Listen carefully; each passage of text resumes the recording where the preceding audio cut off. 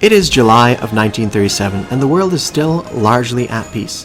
Haile Selassie of Abyssinia has made a successful call in the League of Nations and has been heavily reinforced by French and Soviet forces, now having 3 corps of mountain infantry, as well as anti-aircraft guns to help shore up the defenses of Abyssinia. This has put a serious hamper in Italian imperialistic ambitions, but despite that, the Italians have reinforced their Italian Somaliland, calling up colonial troops and upgrading militia to regular infantry corps divisions in an attempt to at least strengthen their forces, with perhaps the anticipation of invading Abyssinia still. In the Far East, the Japanese forces are still at peace with their neighbors, and whatever posturing the Soviets and the Japanese have along the borders have not caused any bloodshed thus far. The KMT, though, has recoiled in fear of the Japanese forces and pulled themselves back from the coastal territories to the mountainous interior in anticipation of a potential Japanese attack against their coastal regions. This is an interesting strategy. It's something that's always, in my mind, debatable if a person should give up on it in its entirety or not.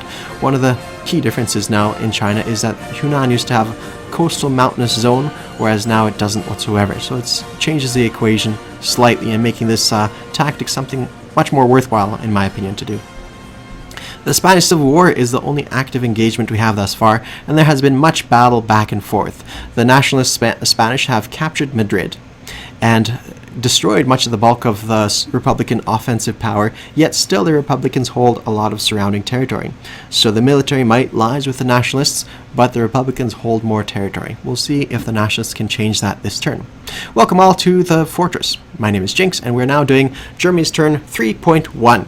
So, what are we going to do this turn? Once again, I have listed off all my buys right here, what I intend on doing, and if you like, you can pause, review this, and I'm going to be following this fairly close to the letter, with some exceptions depending on how the combat occurs. Before we get started, I wanted to share a timestamp here. 12:32 p.m. on Tuesday, November 22nd. The idea there is I'll share a timestamp at the end as well, and this way increases the legitimacy of this video as well. Alright, so let's get started. First off, we are going to go to our build chart. Our build chart, we have $24 to spend, and I haven't prepared anything yet, but basically what we're going to get is we're going to get a cavalry, as well as a Spanish cavalry, as well as we're going to go for 3 German cavalry as well. And I'm going to place this down below. Now this in total is $9 for the German cavalry, another $3 for the Spanish cavalry, which leaves us $12 out of 24. That means we have $12 remaining. So that's what's occurring there. Let's go to combat moves. So our first combat move is going to be over here.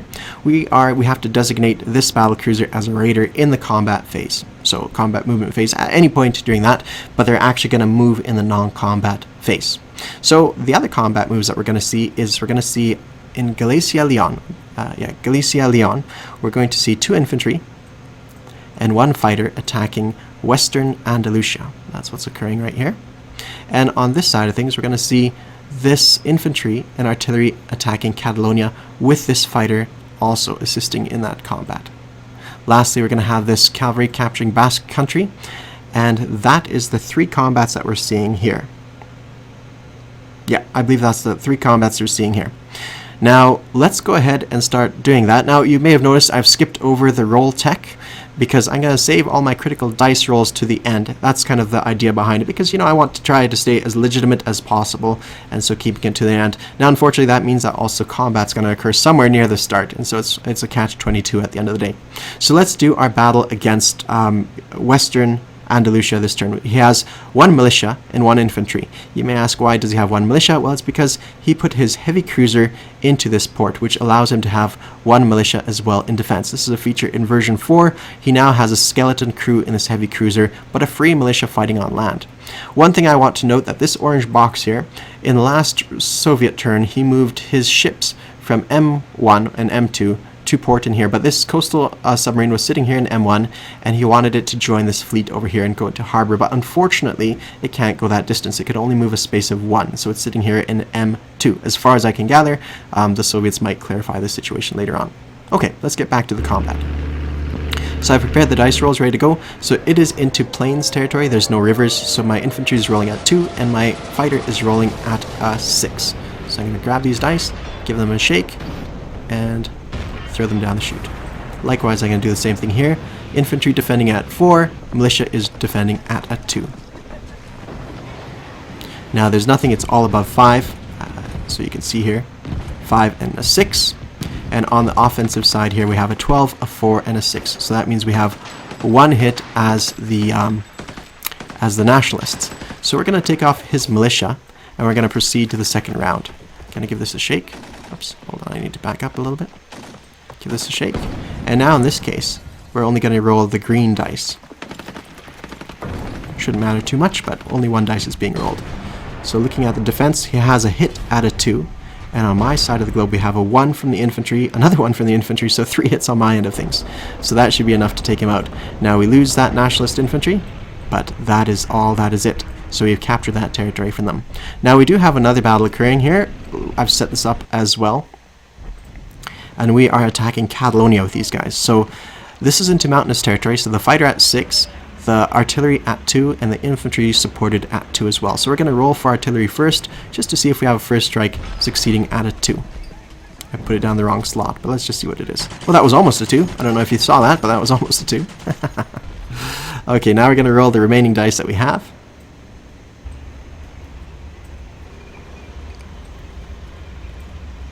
Okay. So we have nothing here as the Nationalists, a 9 and an 8, and over here we have a 6, so missed it. Now we're going to go into round, what is this, round 2. Give these a shake, throw them down, likewise with the defender. And now let's zoom in to see the results. So we have a hit by our fighter and a hit by our artillery. And on this end of things, he has a hit with his infantry as well. So he's taking me down bit by bit, but nonetheless we are still succeeding so far in our wins. So we've lost our nationalist infantry, and he's lost his Republican infantry. I'm going to put these back on the board now. Actually, I'll just leave them here because we have our units present on the map here. So we've lost this nationalist infantry. We've lost this nationalist infantry. And that means that he's also lost these guys. And so we're going to retreat, or not retreat, we're going to capture these territories and flip over our roundels here.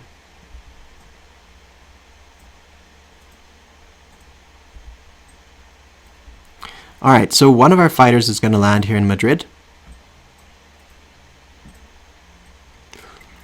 Actually, I might even put both fighters in Madrid as well. No, I'm going to put them here because now it can scramble to Madrid as well as Western Andalusia if they feel the need to do that. Okay, so that about covers everything that we want to do here. Now, yeah, that about covers everything that we need to do. We're just simply going to roll for these guys now because they are in port. So now we roll 2 dice, and 1 for the Republican destroyer, 1 for the heavy cruiser. And I've written it down here, the numbers that we need to hit. So the number is 1 to 9 we scuttle, and 10 to 12 the nationalists can capture that unit. So I'm going to roll here. The green is going to stand for the destroyer, and we're going to say the blue is going to be for the heavy cruiser. So 7, that one's scuttled. And, oh, that one almost was there, but we end up scuttling them both. So the nationalist fleet is scuttled and gone, which is a great shame. We almost had a chance at taking them out in their entirety, but there we have it. We've captured them nonetheless, or we've taken them out nonetheless, so that's pretty good. Alright, so that takes care of that combat such that we got going on, and now we move on to the non-combat phase. So first of all, we've landed the fighters where they need to go, and next up we're going to start moving our fleet around. So this fleet we've designated here, these are going to go from, so that's in C-Zone A28, we're going to move 2 submarines and a battle cruiser, and they're going to come down to that would be M2. So that's 3 spaces, A28, this one, whatever it is, 35, 44, and M2. That's the end result of where they're going. Next up, we have in A21, we have our we have our torpedo boat destroyer, and we have a transport. And these guys are going to move only 2 spaces. They're going to go from A28 and into A35. That's where they're going to end up being. They only have 2 spaces to move. Now, I calculated with his coastal sub, and it's such a slow-moving vessel that I think at the end of the day, it's not much point in sending it out into the Atlantic. I'm going to send this guy back. So he's going from A22 to A23. That is our coastal sub retreating back to German waters. Now in A11 we have 2 submarines here that were built last turn, and these guys are going to go from C-Zone A11 to C-Zone A28, which is back to where this battle cruiser was. Boom. So that is a total of 4 spaces. 1, 2, 3, 4 down to that zone. Next up, we have some micro movements here in the European theater. Now, I should have done this a few turns ago or all at once, but I didn't quite know what my plan was. Now I've got a more fixed plan of what I intend on doing. So the mountain infantry is going to come down here, and that is it for that one. Then we're going to have in Western Germany, we're going to move 2 units here to Bavaria. There we go, 2 units from Western Germany to, 2 infantry from Western Germany to Bavaria. And then we have in Western Germany 1 artillery and 1 infantry is going to walk across to Eastern Germany, leaving the total in Eastern Germany 4 infantry and 1 artillery. Now for the record here too, I have 3 infantry and 1 mountain infantry in Bavaria. Lastly, we have in Berlin, we have 1 anti-aircraft gun. It's going to come across to Eastern Germany as well. And that covers all our unit placement. Unit non-combat movement. Now we're just going to place unit phase. So I'm going to place my cavalry in Berlin. And the Nationalist infantry is going to go into Leon, Castile. It's the only place we can really put them. So a lot of cavalry in Berlin. We have a total of 4 cavalry and artillery in Berlin. And that is it. Now I want to cover what I have in Western Germany for those that want to see what's left there. We have 1, 2, 3, 4 infantry, 2 airborne, 1 militia, 1, 2 fighters, 1 light tank, a transport plane, a medium bomber, a seaplane, and a tactical bomber. So 4 infantry, 2 airborne, 1 militia, light tank, 2 fighters, 1 seaplane, tactical bomber, transport, and a medium bomber. That's what I got in Western Germany at this moment. All right, and that about covers it. Now let's go take a look at our technology, which is over here. So we're working on these techs now: advanced mechanized, long-range aircraft, jet fighters, and advanced submarines. I've color-coded the dice. We'll see what the results are. So only 1 success, and that is going to be in our up here with our mechanized infantry. That's unfortunate. We wanted to get a little bit more on down here on this side of things, but we still have time for that. So 1 success, 3 misses. All right, and now we have 1 more roll to make, and that is as the Nationalist forces. So they have a few territories here. 1, 2, 3, 4, 5, 6, 7. 7 or less is what we want to hit on the dice. So we'll use the red dice for that. 7 or less. Let's see what it is. 5. Excellent. So we got infantry. Now we're going to place that in. Where's a good place to place that? Both are quite good. I think between the two, I'd rather put them in that territory there. Just in case. You know what? I might actually do 2 militia. No, we'll keep it as is. And that way we're covered in case he wants to attack. Not that I expect he will, but we have a few options available to us as to what to do. And so we place that infantry, the Nationalist infantry, in Catalonia. And that's the scoop, and that's what's occurring there. All right. So that takes it for the German turn. I believe there's nothing really else we need to do. We need to collect income is all. And so our income, we had 12 IPP, and now we've bumped it, because 24 minus the units that we purchased. So now we're at 34 because we include 12 plus 22 brings us to 34 IPP. And that's it. So I'm not going to forget this time around. I have 35 written over here for some reason, but it should be 34. Now we're going to share a timestamp still.